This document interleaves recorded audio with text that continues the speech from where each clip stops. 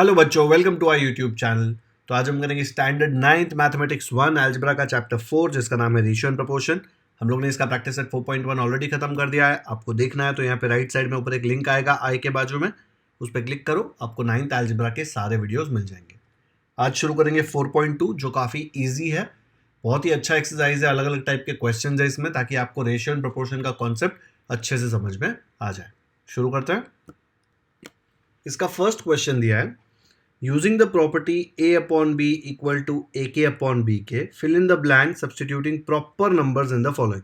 अब ये क्वेश्चन पढ़ के ऐसा लगता है ये तो हमने जिंदगी में कभी नहीं किया, लेकिन 6 स्टैंडर्ड में आपने ऑलरेडी ये किया हुआ है। 6 स्टैंडर्ड में अगर आप प्रैक्टिस सेट 15 याद करें, 100% याद नहीं होगा, लेकिन थोड़ा सा दिमाग में जाएगा कि 6th में किया है तो ईजी होगा। देखो ऐसे ही दिया था, एक नंबर ऐसे फ्रैक्शन दिया हुआ था और यहाँ पे एक जगह बॉक्स और उसके नीचे नंबर। यहाँ पे देख लो, नंबर एक जगह बॉक्स दूसरी जगह नंबर। तो ये हम लोग कैसे करते थे, जैसे यहाँ पे क्लियरली फ्री में दिया होता था कि 8 को 125 से मल्टीप्लाई किया, तो अगर नीचे 125 से मल्टीप्लाई किया तो ऊपर भी 125 से ही मल्टीप्लाई करना पड़ेगा, बिकॉज कॉमन मल्टीपल होता है। ऐसे नहीं कर सकते कि 25/8 सेम आ जाए, लेकिन इधर 125 तो इधर कुछ और डाल दिया, ऐसे नहीं। नीचे 125 डाला तो इधर भी 125 आएगा और फिर जो मल्टीप्लाई करके आंसर आया वो यहाँ पे लिखना है। अभी आप लोग 9th में आ गए हो तो 9th में क्या किया है, ये नंबर आपको दिया ही नहीं है यहाँ पे, ठीक है, कोई फर्क नहीं पड़ता, हमको टेबल आता है ना। वैसे 6 स्टैंडर्ड में भी देखो यहाँ पे ऐसा समय आपको दिया ही नहीं है कि यहाँ पे कौन सा नंबर आएगा, आपको खुद से फाइंड करना है। चलो, तो आपको समझ गया कि ईजी है। इसका फर्स्ट क्वेश्चन करते हैं। तो आपको 5/7 को यहाँ पे सिर्फ इसको देखो, ठीक है, उसके बाद अपन 5/7 को इसके साथ देखेंगे, उसके बाद 5/7 को इसके साथ देखेंगे, बट पहले आपको 5/7 को ये बनाना है।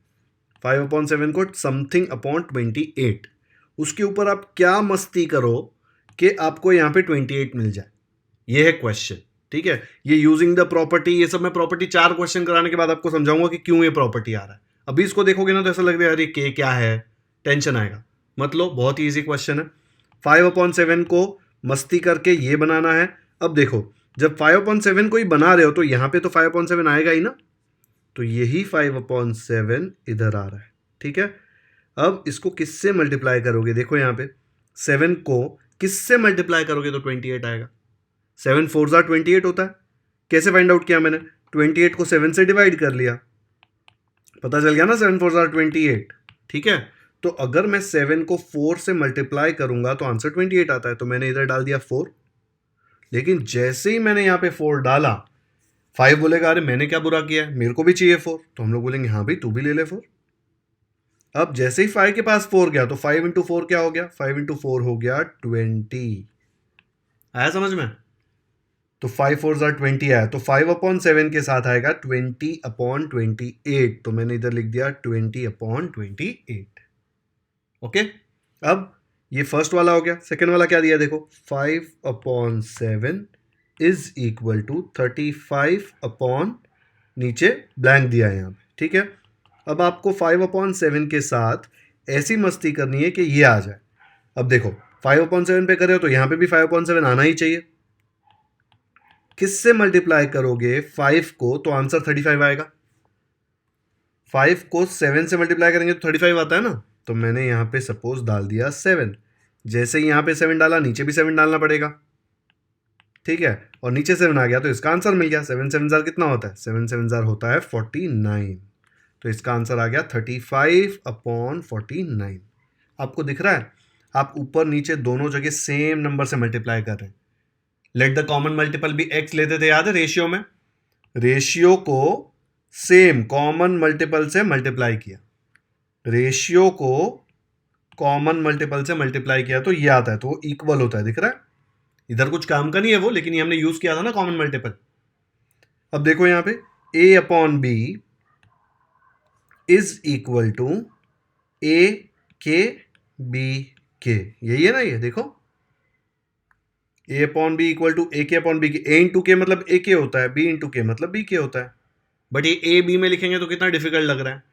दोनों जगह ऊपर k नीचे है, देखो यहाँ पे k, तो यहाँ पे भी देखो k एंड k सेम है ऊपर नीचे।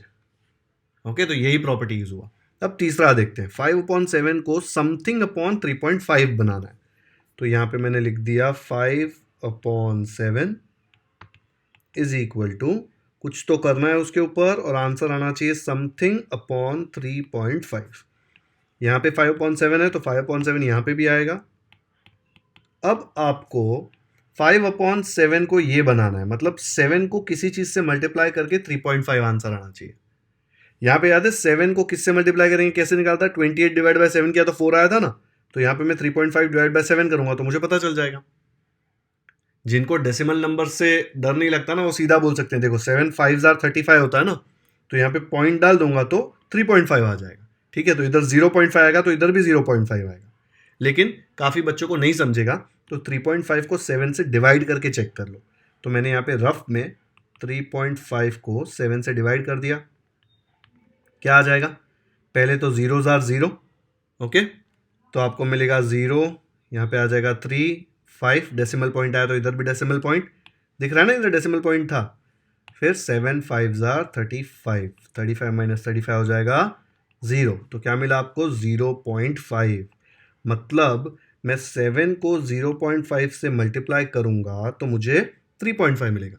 लेकिन अगर नीचे 0.5 लिखा, देखो नीचे के लिखा तो ऊपर भी के, जो भी के है, के का वैल्यू 0.5 है ना यहाँ पे, तो ऊपर भी 0.5 डालना ही पड़ेगा। और 5 5 कितना होता है 25, लेकिन यहाँ पे देखो एक डेसिमल पॉइंट के बाद एक डिजिट है तो यहाँ पे भी एक डिजिट आ जाएगा। या तो आपको चाहिए तो राइट साइड में मल्टीप्लाई करके देख लो, 0.5 मल्टीप्लाइड बाय 5, 5 5 25, 2 ऊपर 5 0 0 प्लस 2 डेसिमल पॉइंट 1 2.5 आ गया, तो इसका आंसर आ गया 2.5। बस यही है क्वेश्चन, है ना एकदम पपलू, 6 स्टैंडर्ड में किया ही था ये, आया समझ में। सेम रेशियो है, देखो सेम रेशियो, यहाँ पे आपने के का वैल्यू क्या लिया 4, वापस सेम रेशियो, के का वैल्यू 7, यहाँ पे के का वैल्यू 0.5, ऐसे कितने के पॉसिबल है, इनफाइनाइट, करोड़ों हजारों, आप कितने भी डाल सकते हो, जिसको जो नंबर सूझता है वो डाल सकता है, लेकिन क्वेश्चन में जो पूछा है वही लाना है। डन, चलो वीडियो पॉज करके एक बार कॉपी कर लो नोटबुक में। सेकंड वाला करते हैं,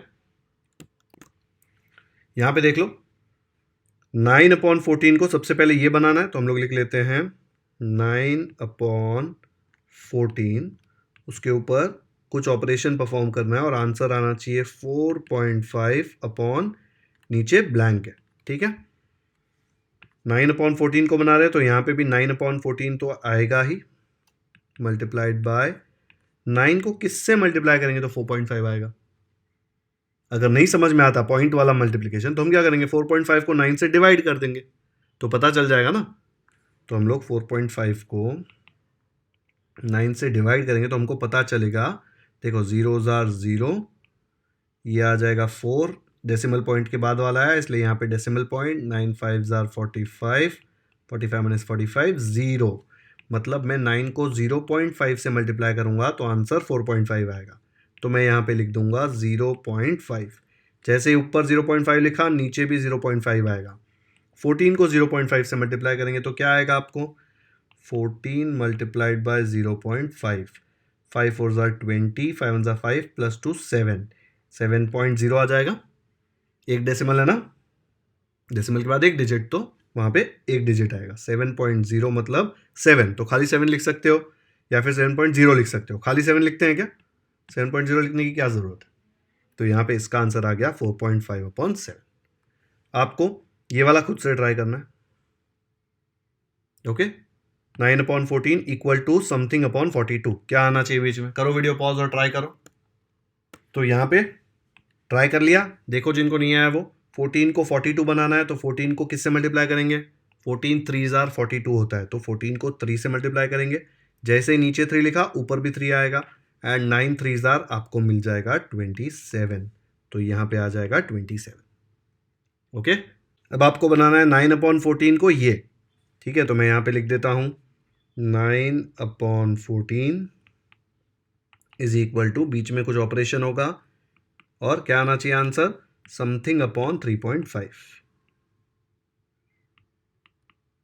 ओके। मैं इसका शॉर्टकट भी बताऊंगा आपको इसके बाद।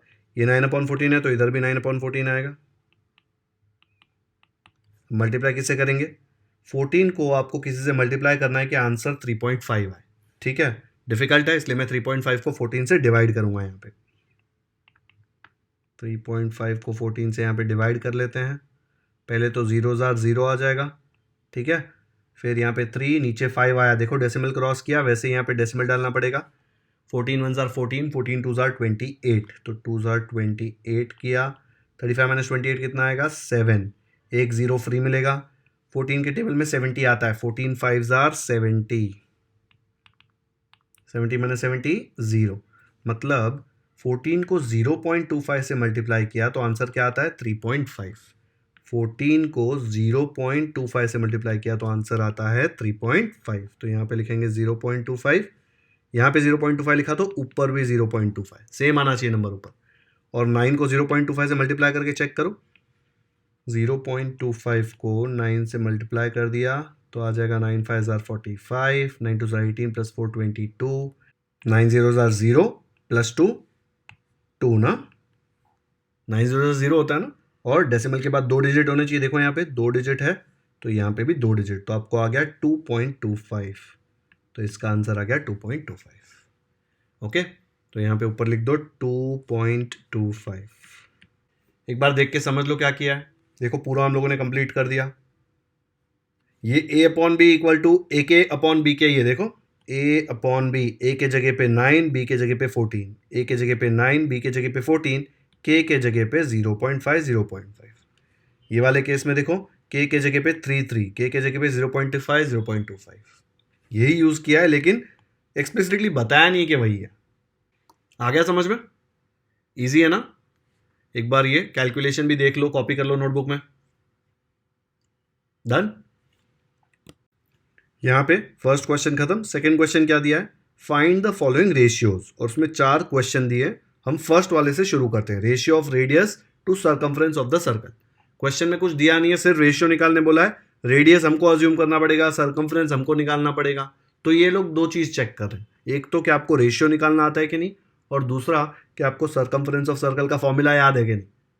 याद तो 100% नहीं होगा, भूल गए होंगे, तो एक बार रिवाइज कर लेंगे। Ratio of radius to circumference of the circle, तो अभी पहले रफ में सॉल्व करते हैं। लेट्स से हम लोग अज्यूम करते हैं कि रेडियस को हम लोग ने r ले लिया। अगर रेडियस r है तो सर्कमफ्रेंस का फॉर्मूला क्या है? 2πr। भूल गए थे ना? कोई भी सर्कल का रेडियस अगर r होता है तो उसका सर्कमफ्रेंस होता है 2πr। सर्कमफ्रेंस मतलब सर्कल में ये जो लेंथ होता है ना, ये वाला, ये वायर से अगर आपने सर्कल बनाया तो ये वायर का जो लेंथ होता है ना, ये पूरे सर्कल के अराउंड बाउंड्री बनाया, घूमे, उसको सर्कमफ्रेंस बोलते हैं। अभी इसका रेशियो निकालने बोला है तो हम लोग बोलेंगे ठीक है भाई, रेशियो निकालते हैं, r अपॉन 2πr। इसका ही रेशियो पूछा है ना, radius to circumference of the circle, ये सर्कमफ्रेंस है। अब देखो ऊपर नीचे दोनों जगह r है तो r तो कट जाएगा। अभी और कुछ कट रहा है क्या? नहीं, तो ऊपर क्या बचा? कटा मतलब 1 1 आया ना, r1 jar r, r1 jar r, ऊपर बचा 1 और नीचे क्या बचा? 2π। खत्म, 1/2π रेशियो है ना, इजी। लेकिन अभी आपको बुरा लगेगा क्योंकि इतना इजीली आप लिख नहीं सकते। लिखने के लिए सब बताना पड़ेगा यार, एक्सप्लेन करो कि आर क्या है ना। अच्छा है पाई एक्सप्लेन नहीं करना पड़ता, नहीं तो वो भी बताना पड़ेगा। तो आपको बोलना पड़ेगा आर क्या है, सर्कमफ्रेंस का फॉर्मूला क्या आएगा, फिर रेशियो लेंगे, फिर काटेंगे, फिर फाइनल आंसर लिखेंगे, तब जाके 2 मार्क्स मिलेगा। ऐसे ही करके छोड़ दिया ना रफ में जैसा मैंने किया है तो हाफ मार्क्स मिलेगा सिर्फ। टीचर बोलेगी ठीक है भाई 1/2π, टीचर एक पाई कैंसिल करेगी और बोलेगी चलो मैं तुमको हाफ देती हूँ। टीचर भी कम मेहनत करेगी ना, अलग से हाफ क्यों लिखे, टीचर इसको ही कैंसिल करके हाफ दे देगी, है ना। चलो अब इसको लिखेंगे कैसे? सबसे पहले तो जो मैंने बोला ना, लेट अस अज्यूम कि रेडियस r लिया तो लिखना पड़ेगा let radius of the circle be r। अगर रेडियस r है तो सर्कमफ्रेंस ऑफ द सर्कल क्या आएगा? 2πr। फिर उसने क्या पूछा है? Ratio of radius to circumference of the circle, तो यहाँ पे लिख दिया therefore ratio of radius to circumference of the circle is, ratio बोला है ना मतलब रेडियस टू मतलब नीचे आएगा अपॉन सर्कमफ्रेंस। ओके, रेडियस के जगह पे आ जाएगा r, सर्कमफ्रेंस के जगह पे आ जाएगा 2πr। दोनों जगह r कट हो जाएंगे, बचेगा 1/2π, जिसको मैं लिख सकता हूँ 1:2π। ये r यहाँ पे मैं कैंसिल करके बता देता हूँ, r1 jar r1 jar. Okay, अब ये 1:2π आ गया, ये अपना फाइनल आंसर है। तो नीचे फिर से लिखना पड़ेगा the ratio of radius to circumference of circle is 1:2π। कहीं पे शॉर्टकट मत यूज करो, सर्कमफ्रेंस को सरकम मत लिख देना खाली, ये पूरा लिखना ही पड़ेगा कितना भी बोर हो, मुझे भी बहुत बोर होता है लिखने में, सीधा एक लाइन में आंसर आ गया था, देखो ना कितना सिंपल था, लेकिन नहीं चलेगा, पूरा ऐसे आपको सोल्यूशन लिख के बताना पड़ेगा। चलो करो वीडियो पॉज, कॉपी कर लो फटाफट से। नेक्स्ट करते हैं। सेकेंड क्वेश्चन दिया है, the ratio of circumference of circle with radius r to its area. ये circumference of circle with radius r मतलब ऐसा नहीं कि रेशियो ऑफ सर्कल का सर्कम्फ्रेंस और रेडियस आर का पूछा है, ऐसा पूछा है एक सर्कल है जिसकी रेडियस आर है, उसका सर्कम्फ्रेंस का रेशियो टू इट्स एरिया। ये वर्ड टू समझ लो यहाँ पे, नहीं तो यहाँ पे क्या कंफ्यूजन होगा।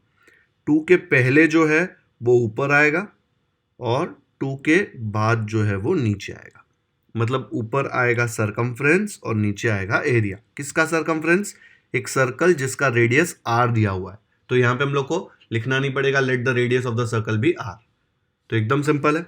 सर्कम्फ्रेंस ऑफ सर्कल का फॉर्मूला है 2 पाई आर और एरिया ऑफ सर्कल का फॉर्मूला है पाई आर स्क्वायर। इनका रेशियो निकालो तो क्या मिलेगा, 2 pi r upon pi r square.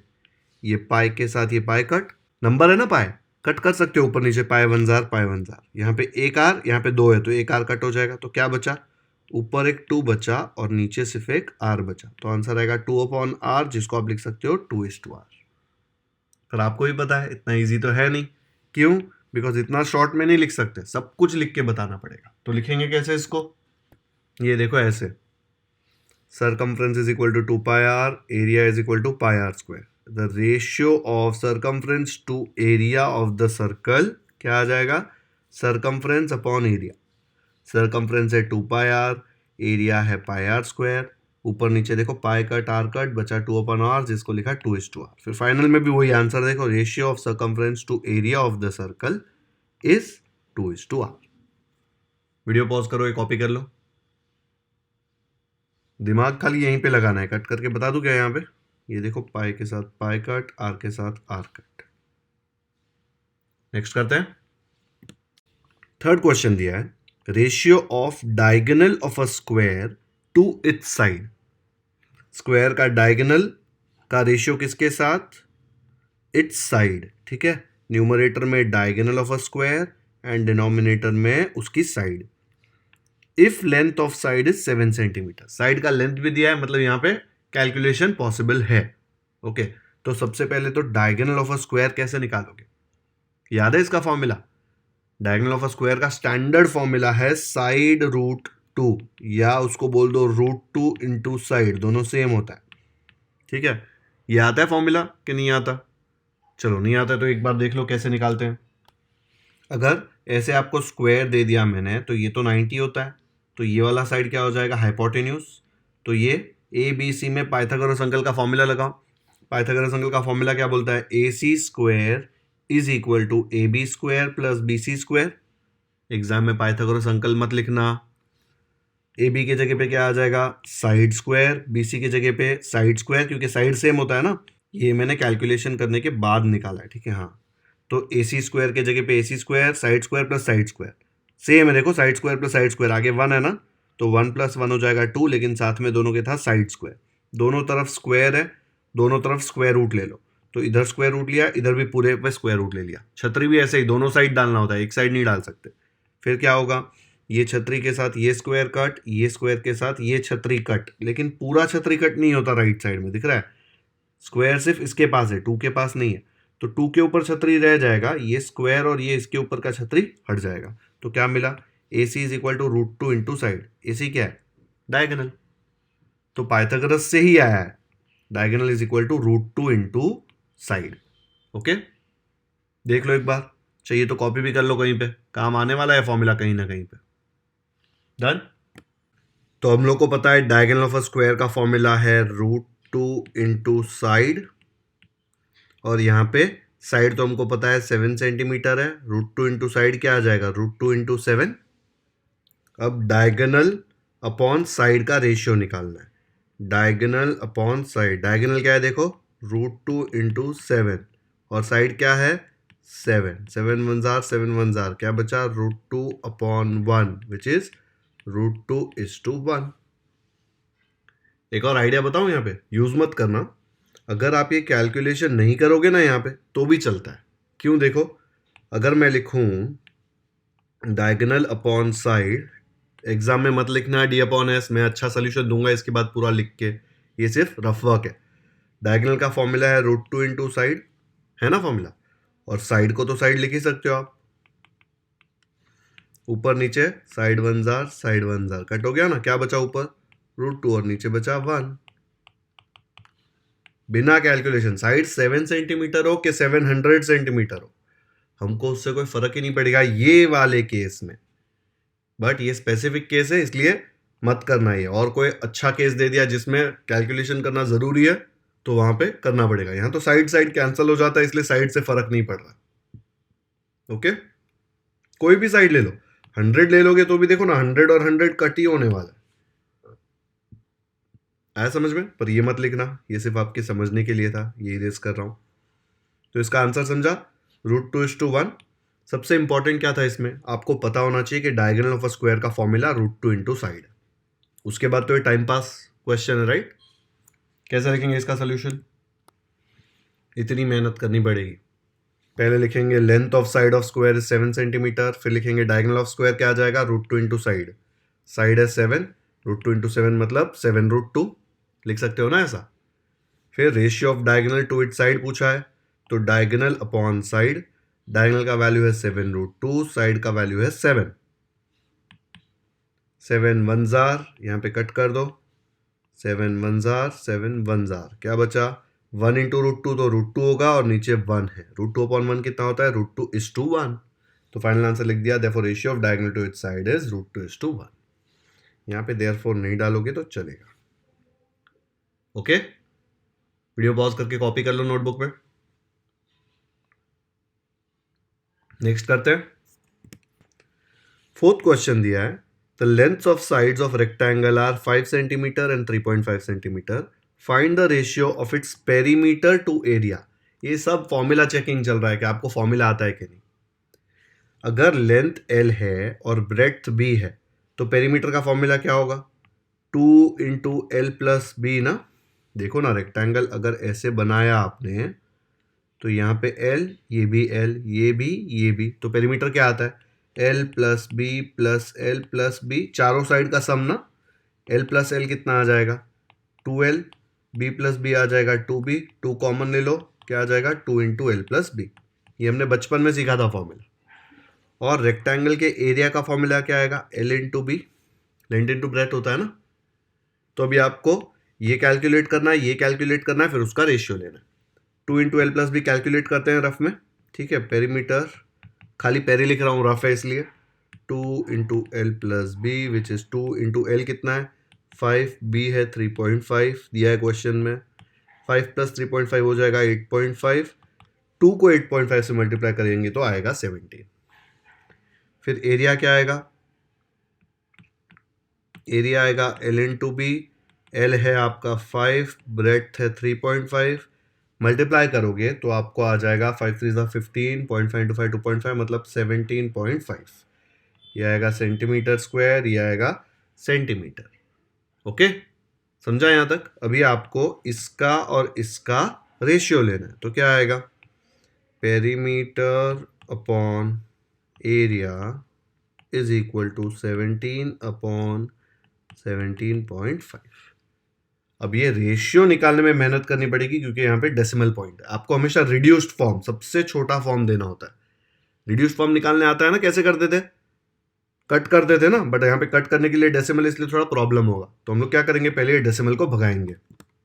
कैसे भगाएंगे डेसिमल को, ऊपर नीचे 10 से मल्टीप्लाई कर दो, तो सेम ऐसे ही रखेंगे, 17 17.5, ऊपर नीचे 10 से मल्टीप्लाई करूंगा तो भी इक्वल ही होगा ना ये और ये। अब भी हमने किया था फर्स्ट क्वेश्चन यही प्रैक्टिस सेट में, ठीक है।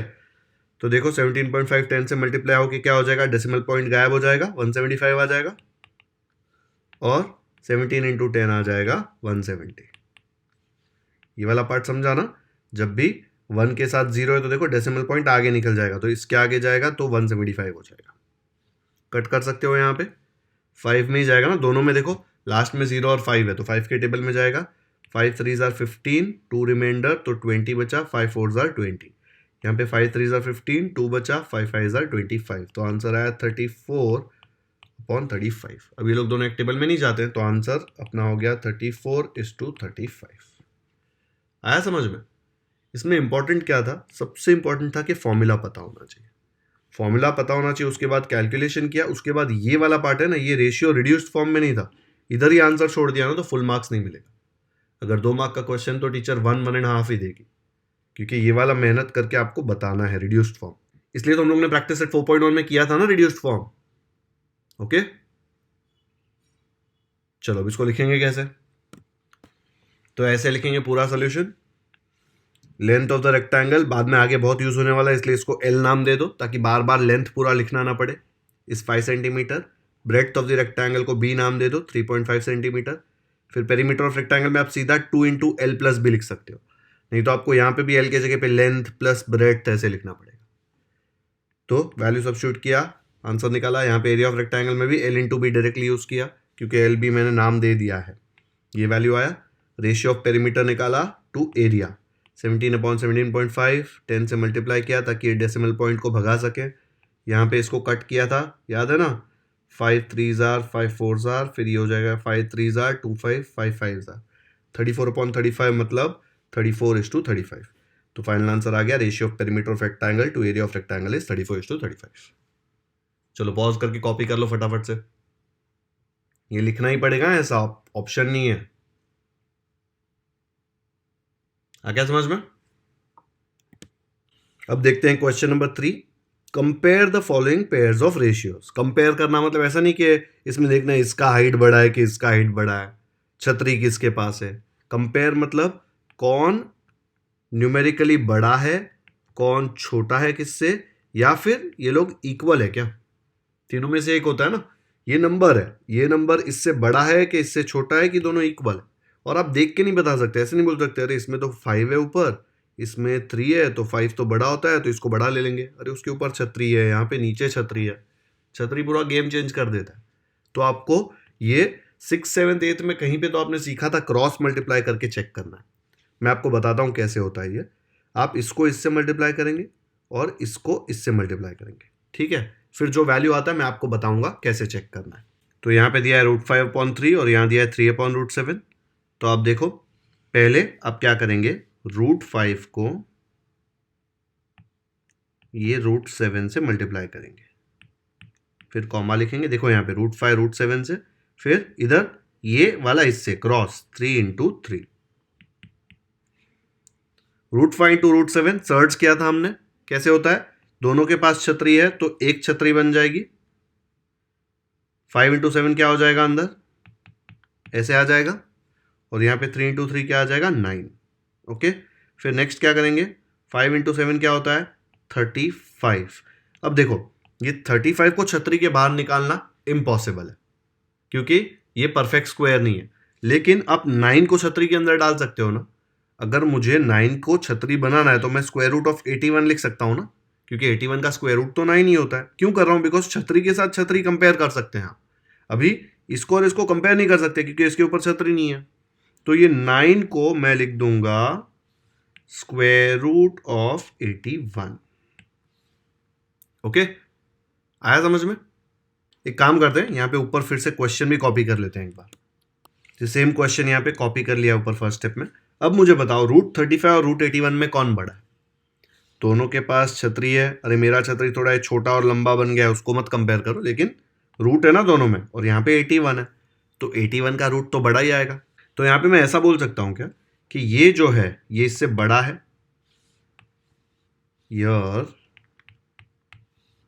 √35 ऐसे लिखा और √87 ऐसे लिखा, तो ये ऐसे आएगा। ये हम लोग को कैसे मिला था, इधर से मिला था, दिख रहा है। और ये कैसे मिला था, यहां से मिला था। हमेशा याद रखना है इसमें ये कौन से न्यूमरेटर से मिला था, ये वाले न्यूमरेटर से, दिख रहा है। जहां पे न्यूमरेटर है उसका वैल्यू ये है। यहाँ पे देखो ये 3 दोनों तरफ 3 है इसलिए कंफ्यूजन होता है, लेकिन ये 3 ये वाला है ना, उसी से आपको ये मिला है। तो ये जिससे मिला है वो इसका वैल्यू है, ये इसका वैल्यू है।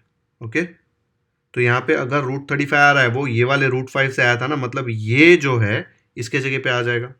तो मैं लिख सकता हूँ देयरफॉर, ये सेम नीचे कॉपी कर लिया एंड यहाँ पे ये कॉमा इरेज करके सेम साइन जो ऊपर डाला था वही साइन इधर आएगा।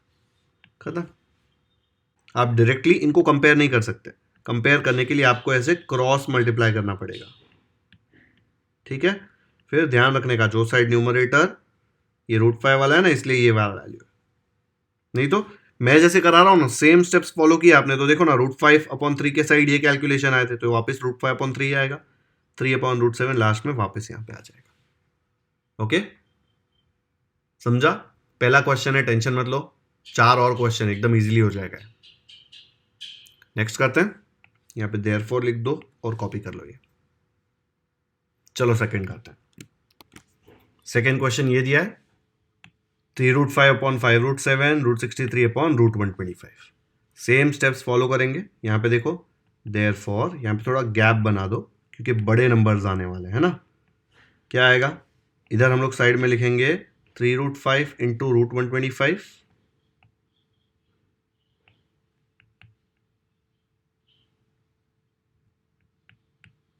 और कॉमा डाल के इधर क्या आएगा √63 इंटू 5√7।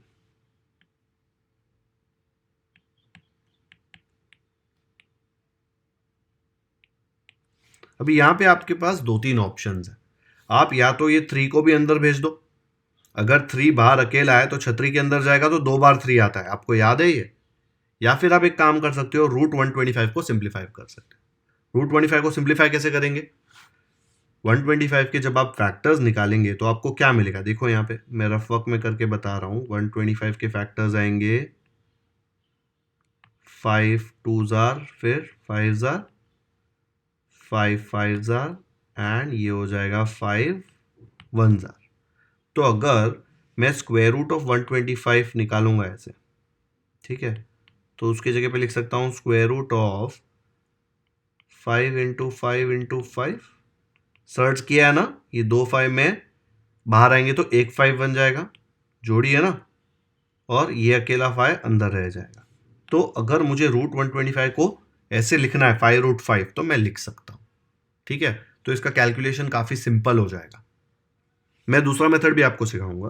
तो यहाँ पे मैं लिखूंगा देयरफॉर 3√5 इंटू √125 की जगह पे क्या लिखेंगे 5√5। वैसे ही यहाँ पे देख लो, ये 5√7 7 तो प्राइम नंबर है और फैक्टराइज नहीं होगा, लेकिन ये 63 और फैक्टराइज हो सकता है। तो 63 को कैसे लिख सकते हैं, देखो यहाँ पे फिर से मैं 63 का भी रफ वर्क में करके बता रहा हूँ आपको।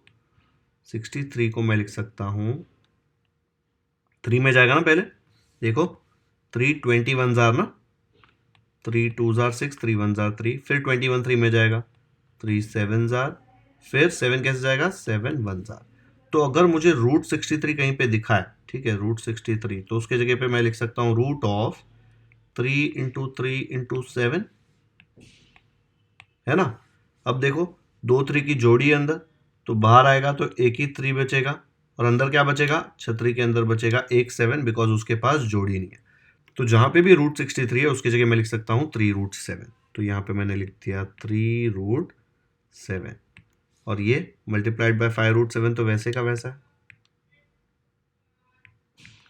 अब देखो यहाँ पे नेक्स्ट स्टेप में क्या होगा, ये 3 इंटू 5 हो जाएगा 15 एंड √5 इंटू √5 क्या होता है, छतरी इंटू छतरी, सेम नंबर रहेगा तो छतरी छतरी कैंसिल हो जाएगा ना, सिर्फ 5 बचेगा। √5 इंटू √5 आ जाएगा √25 ना, ऐसे होता है ना, ये लंबा कर दो 5 इंटू 5 आ जाएगा ना, अंदर छतरी 1 हो जाएगा, अंदर 5 इंटू 5 आ जाएगा, फिर 5 इंटू 5 कितना होगा 25, √25 कितना होता है 5। इतना बड़ा कैलकुलेशन से अच्छा जब सेम नंबर छतरी के अंदर मल्टीप्लाई होता है तो छतरी हो जाता है गायब, आपको सीधा जो नंबर है वही मिलेगा। ओके, तो यहाँ पे मैं क्या कर सकता हूँ, ये √5 इंटू √5 को कर सकता हूँ सिर्फ 5। वैसे ही यहाँ पे देख लो 3 इंटू 5 आ जाएगा 15 मल्टीप्लाइड बाय √7 इंटू √7 हो जाएगा 7। ओके, फिर यहाँ पे बचेगा 15 5 जार 75 एंड 15 7 जार 105। अब मुझे बताओ 75 और 105 में से कौन बड़ा है? बहुत डिफिकल्ट क्वेश्चन है ना। ऐसे बोल सकता हूँ मैं, ईयर 75 एंड 105 ऐसे लिखा, ये वाला साइन आएगा। तो ये 75 हमको इससे मिला था और ये 105 हमको इससे मिला था। ऑर्डर याद रखना हमेशा, पहले ये ऊपर वाला जो होता है ना 3√5 उससे मिला है ये। यहाँ पे ऊपर वाला देखो √63 उससे मिला है ये। तो अगर ऊपर वाला √63 है तो पूरे का वैल्यू आप इससे कंपेयर कर सकते हो, ठीक है।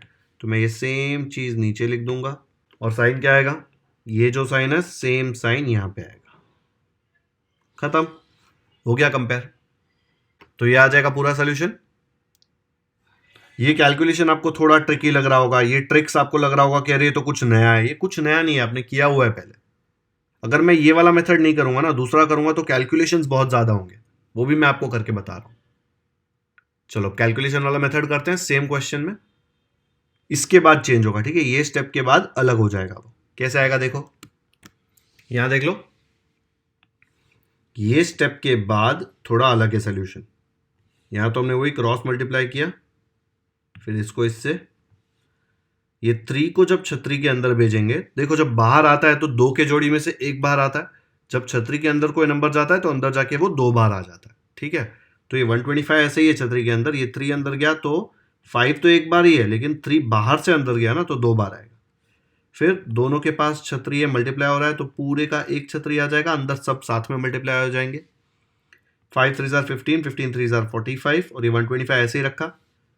ये 45 इंटू 125 मैंने नीचे मल्टीप्लाई करके चेक कर लिया, देखो इधर आंसर आया 5625, तो उधर लिख दिया 5625। वैसे यहाँ पे देख लो, ये 63 ऐसे ही रखा, ये 5 को बाहर से अंदर भेजा तो 7, ये 5 अंदर जाएगा तो 2 बार आएगा, सब छतरी के अंदर है तो एक छतरी बड़ा बना और सबको अंदर डाल दो। फिर 63 इंटू 5 किया तो 315 आया एंड 7 इंटू 5 35 आया। फिर रफ में 315 इंटू 35 मल्टीप्लाई किया तो मुझे आया 11025। ओके, अब देखो ये इसमें 5625 है, 11025 है, कौन बड़ा है? दोनों देखो छतरी वाले हैं, तो आप डायरेक्टली कंपेयर कर सकते हो कि ये बड़ा नंबर है तो ये छतरी के अंदर भी बड़ा ही होगा, तो यहाँ पे ये वाला साइन आएगा। अब अगर यहाँ पे ये साइन आया तो ऊपर वाले नंबर्स में भी सेम साइन आएगा, तो खत्म हो गया। ये सेकेंड मेथड है, ठीक है। मेथड 2, आप कोई भी मेथड कर सकते हो, इसमें आपको ये वाले कैलकुलेशंस करने पड़ेंगे और ये सर्च के रूल्स याद होने चाहिए। ओके, वीडियो पॉज करो, ये मेथड 2 भी कॉपी करो एंड आपको ये मेथड 1 भी कॉपी करना है। दोनों करेक्ट मेथड्स है, दोनों में आपको फुल मार्क्स मिलेंगे। आया समझ में? चलो नेक्स्ट करते हैं। थर्ड वाला दिया है 5/18 एंड 17/121। वीडियो पॉज करो और खुद से करो। 5 into 121, 17 into 18, same steps follow करो। अगर स्टेप्स याद नहीं है तो वीडियो रिवाइंड करके चेक करो कि ये करके दूं मैं इजी सम है, एक बार इजी सम में मेथड समझ में आ जाएगा ना। चलो करते हैं हम लोग। 5/18 और क्या है 17/121। देयरफॉर हम क्या चेक करेंगे, 5 इंटू 121 एंड 17 इंटू 18, है ना। 5 इंटू 121, 17 इंटू 18। 5 इंटू 121 क्या आएगा, 5 1 जार 5, 5 2 जार 10, 1 5 जार 5 प्लस 1 6। और यहाँ पे क्या आ जाएगा, 18 7 जार 126, 12, 18 1 जार 18 प्लस 12 आ जाएगा 30, राइट। मल्टीप्लीकेशन आप रफ में चेक कर सकते हो। अब 605 और 306 में कौन बड़ा है? ऐसे बोल सकता हूँ 605 इज ग्रेटर देन 306, ये जाएगा और साइन सेम वाला आएगा। खत्म, इतना ही है ये। आया समझ में? मेथड समझना है, ये इंटू ये, फिर ये इंटू ये। कर लो वीडियो पॉज, कॉपी कर लो। खुद से किया था तो सेम आया क्या? नहीं आया तो चेक करो कहाँ मिस्टेक किया। नेक्स्ट करते हैं। फोर्थ वाले में दिया है √80/√48 एंड √45/√27। कोई फर्क नहीं पड़ता अंदर क्या नंबर है। क्रॉस मल्टीप्लाई वाला मेथड सिखाया ना मैंने, सेम मेथड से। अगर आपको मेथड 2 जमता है ना, बताऊं कौन सा वाला, आपको ये वाला मेथड जमता है तो हमेशा यही वाला मेथड यूज करो। ओके, तो ये सेम मेथड यूज करके वो क्वेश्चन सॉल्व करना है। वीडियो पॉज करो और वो वाला क्वेश्चन खुद से करो, कैलकुलेशन मिस्टेक मत करना कहीं पे, मल्टीप्लिकेशन एकदम ध्यान से। चलो कर दो वीडियो पॉज और सॉल्व करो। ऐसे आया होगा सोल्यूशन। पहले क्वेश्चन कॉपी कर लिया, फिर √80 इंटू √27 और इस तरफ लिखा √45 इंटू √48, कॉमा डालो हाँ बीच में। फिर दोनों के पास छतरी, तो दोनों को छतरी के अंदर साथ में मल्टीप्लाई किया, इधर भी और इधर भी। 80 इंटू 27 देखो मैंने रफ वर्क में करके बताया 2160 आ रहा है, एंड 45 इंटू 48 भी मैंने रफ में किया है और वो भी 2160 आ रहा है। तो दोनों में देखो √2160 दोनों नंबर सेम है ना, अगर सेम है तो इक्वल है। अगर ये दोनों इक्वल है तो ऊपर ये और ये भी इक्वल आ जाएंगे। तो ये हो गया अपना पूरा सोल्यूशन। किया खुद से, ये एक ही मेथड नहीं है, ये मेथड 2 था ना, पूरा मल्टीप्लाई करके छतरी के अंदर भेजो। मेथड 1 से भी कर सकते हैं, लेकिन अगर ये मेथड सिंपल लगता है तो हमेशा यही कीजिए। आया समझ में? मेथड 2 कैसे होगा? दूसरा मेथड याद है कैसे होगा? ये 80 को फैक्टराइज करना पड़ेगा, फैक्टराइज करके नंबर्स बाहर निकालेंगे, 48 में भी वही करेंगे, 45 में करेंगे, 27 में करेंगे, थोड़ा लंबा हो जाएगा। तो चाहिए तो यही मेथड हमेशा फॉलो करो। डन? आया सेम आंसर?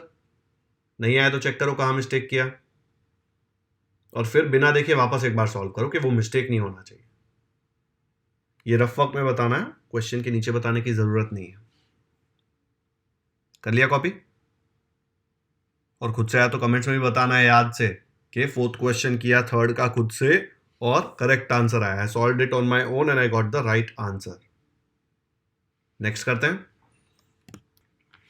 5th क्वेश्चन में दिया है 9.2 अपॉन 5.1 एंड 3.4 अपॉन 7.1। सिर्फ मल्टीप्लीकेशन आता है कि नहीं चेक कर रहा है यार, एकदम टाइम पास क्वेश्चन है। वही सेम 9.2 इंटू 7.1 करने का, 5.1 इंटू 3.4 करने का, ये भी खुद से ही करना है। चलो करो वीडियो पॉज और सॉल्व करो। डेसिमल मल्टीप्लिकेशन आता है ना? नहीं आता है तो सीखना पड़ेगा। देखो जरा कैसे आएगा, मैं सोल्यूशन बताऊंगा इसका एंड में। ऐसे आया होगा 9.2 इंटू 7.1 और इस तरफ लिख लिया 3.4 इंटू 5.1। ये 9.2 इंटू 7.1 देखो रफ में सॉल्व किया, आंसर आया 65.32 एंड 3.4 इंटू 5.1 किया रफ में तो आया 17.34। अब ये दोनों नंबर में बहुत डिफिकल्ट है, बचपन में सीखा था ना तो भूल गए होंगे। 65 तो 17 से बड़ा होता है ना, तो 65.32 इससे बड़ा आएगा। 65.32 कहाँ से आया था? इसमें से, तो उसकी जगह पे ये लिख दिया एंड 17.34 की जगह पे ये लिख दिया। साइन तो सेम जो इधर था वो इधर आएगा। आया खुद से? ये है पूरा सोल्यूशन। नहीं आया तो एक बार चेक करो, लेकिन ये आना चाहिए खुद से। ये भी खुद से किया तो कमेंट्स में जाके बताओ कि I solved 5th question on my own and I got the correct answer. समझ गए मेथड पूरा? रेशियोज को कैसे कंपेयर करते हैं वो हमने ये 5 क्वेश्चन सॉल्व करके सीखा है। डन? तो आज प्रैक्टिस सेट 4.2 के लेक्चर 1 में मैंने आपको फर्स्ट क्वेश्चन सिखाया, उसमें फर्स्ट और सेकंड किया। फिर सेकंड हमने बहुत ही डिटेल में 4 क्वेश्चन सॉल्व किए। फिर थर्ड का भी हमने कंपेयर द फॉलोइंग रेशियोज सीखा और 5 क्वेश्चन सॉल्व किए। ओके, तो आज का लेक्चर यहीं पे खत्म करते हैं। ये प्रैक्टिस सेट 4.2 में आगे 4th, 5th, 6th and 7th और क्वेश्चंस है वो हम नेक्स्ट लेक्चर में सॉल्व करेंगे। वीडियो पसंद आया तो लाइक करें, लिंक अपने दोस्तों के साथ व्हाट्सएप पर भी शेयर कर सकते हैं ताकि उनको भी 4.2 अच्छे से समझ में आ जाए। अगर चैनल को सब्सक्राइब किया है तो थैंक यू, नहीं किया है तो क्यों वेट कर रहे हो, कर लो सब्सक्राइब। हम लोग ऐसे ही सारे प्रैक्टिस सेट के डिटेल्ड सॉल्यूशंस अपलोड करते रहेंगे। इनफैक्ट हमने 10 से ज़्यादा चैप्टर्स तो ऑलरेडी अपलोड कर दिए हैं 9th स्टैंडर्ड के लिए। आपको सारे लेक्चर्स देखने हैं तो आपको प्लेलिस्ट सेक्शन में मैथ्स 1 अलजेब्रा का एक प्लेलिस्ट है एंड मैथ्स 2 ज्योमेट्री का एक अलग प्लेलिस्ट है। उसमें लाइन वाइज सारे प्रैक्टिस सेट के सॉल्यूशंस के वीडियोस मिल जाएंगे। घंटी पे भी क्लिक कर दो ताकि जैसे इसका लेक्चर 2 आए आपको नोटिफिकेशन आए और आपको इंपॉर्टेंट लेक्चर मिस ना करें। कमेंट सेक्शन में मुझे जरूर बताएं कि आपको ये वीडियो कैसा लगा।